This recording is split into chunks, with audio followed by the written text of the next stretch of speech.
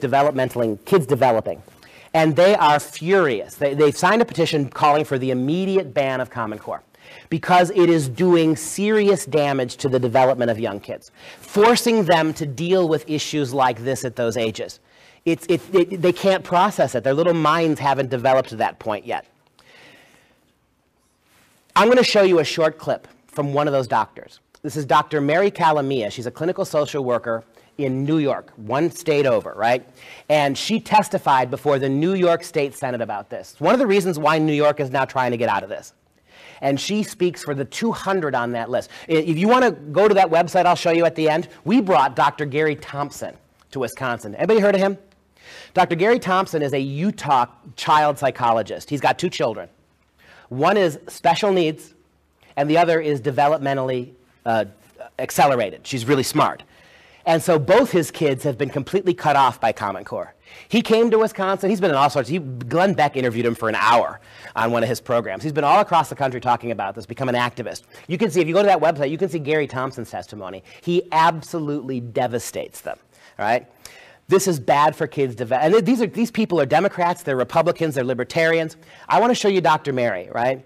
This is one of the things that helped begin to turn this around in New York. This is her experience with Common Core. Good afternoon. I'm a licensed clinical social worker and I'm a psychotherapist. I work with parents, children, and about half of my caseload is teachers also. My caseload represents about 20 different school districts in Suffolk County. In the fall of 2012, my phone started ringing. I started getting an inordinate number of referrals of students, a lot of honors students, 8th graders mostly, who were self-mutilating. They were cutting themselves with sharp objects, and they were burning themselves with cigarettes. My phone never stopped. And I didn't know why. I asked the kids, and all they kept saying was, "We can't take the pressure, it's too much." I also started getting a lot of elementary school students referred to me. They were refusing to go to school. They said they felt stupid and that school was too hard. They were throwing tantrums, begging to stay home, and upset to the point of vomiting.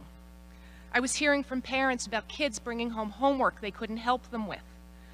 I was alarmed to hear that in some cases there were no textbooks for the parents to look at, and they had no idea what their children were learning.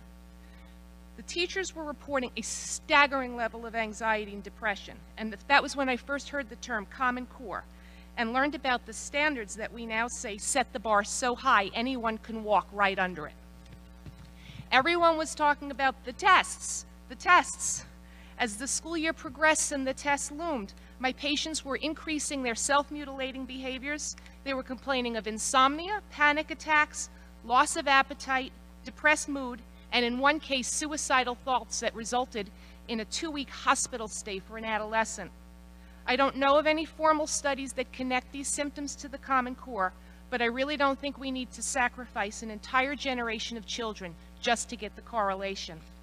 The Common Core and high-stakes testing is creating a hostile working environment for teachers and consequently a hostile learning environment for students. When I first heard about the Common Core, APPR, and high-stakes testing, my first thought was, who is going to rate the parents?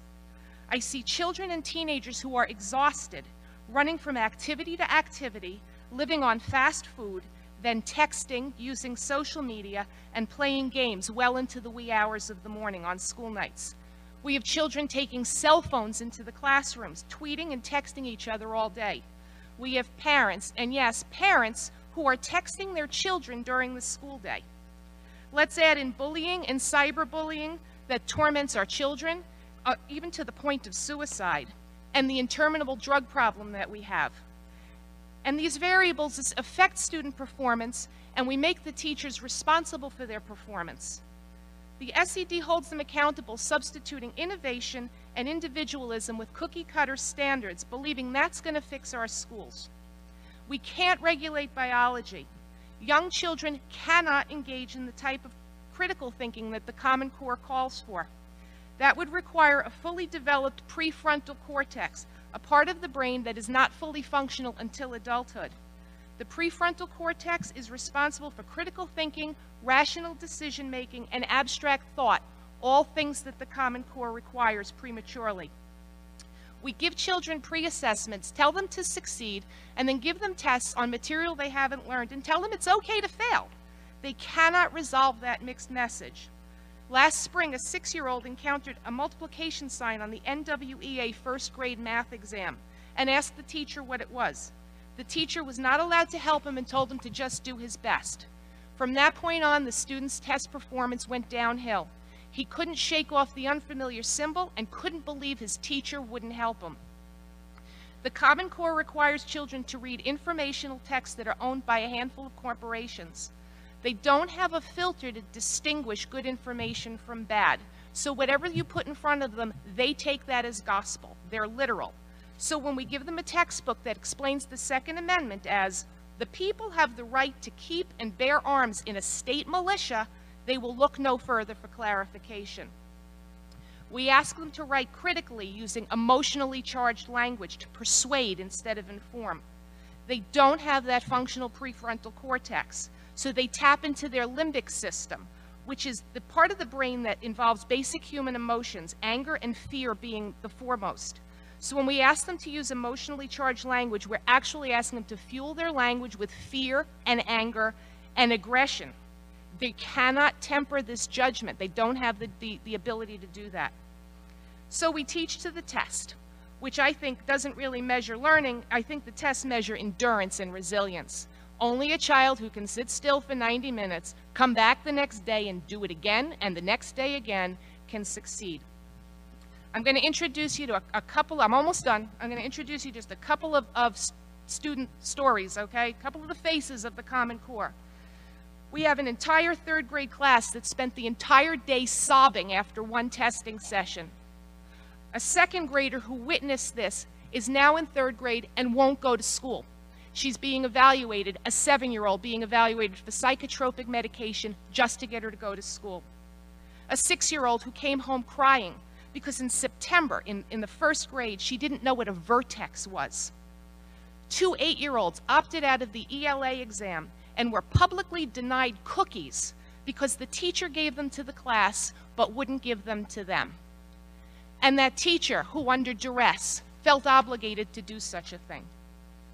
A 6th grader who once aspired to be a writer but now won't do it because we do it all day long, even in math. And a mother who has to leave work early because her son is hysterical over his math homework, and his CPA grandfather who's babysitting for him can't even help him do it. And countless other kids who are refusing to go to school, feel stupid, and now are completely turned off to education. I will conclude with this one thought. Our country became a superpower on the backs of men and women who learned in one-room schoolhouses.